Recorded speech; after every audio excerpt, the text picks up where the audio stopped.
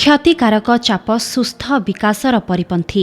चाप को सामना करने सुस्थ विकासर एक प्रमुख शिक्षा। जेतेबेले चाप अनुभव हुए चापर प्रतिक्रिया प्रणाली क्रियाशील हुए तथा शिशुर शरीर एवं मस्तिष्क सावधान हो जाती। शरीरर आड्रिनाल कोष सक्रिय होई हृदवेग बढ़िजिबा सहित चापयुक्त हार्मोन स्तर बढ़ी जाए।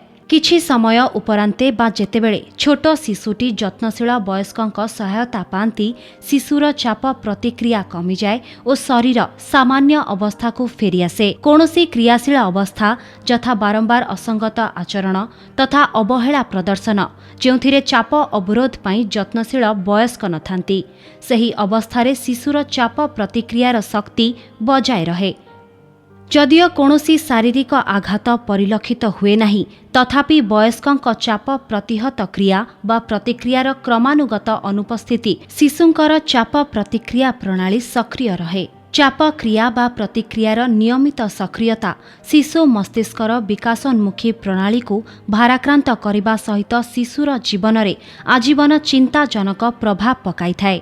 एहाकु क्षतिकारक चाप बा टॉक्सिक स्ट्रेस कहुए। समय क्रमे एही चापर क्रिया और प्रतिक्रिया प्रणाली सर्वदा सावधान बा चेतावनी स्तर में रहे।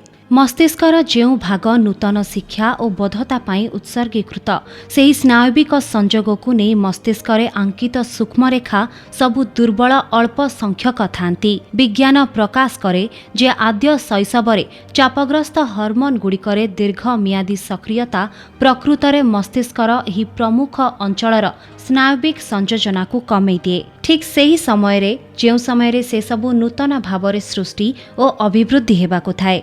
क्षतिकारक चाप को दूरे हेब जदि आमे शिशुंक पई एभली एक परिवेश निश्चित करिपरिबा जेउथिरे शिशु मानक बढ़िबा और विकसित हेबा प्रणाली जत्नशील और दृढ़ भावरे नियोजित होइथिबा।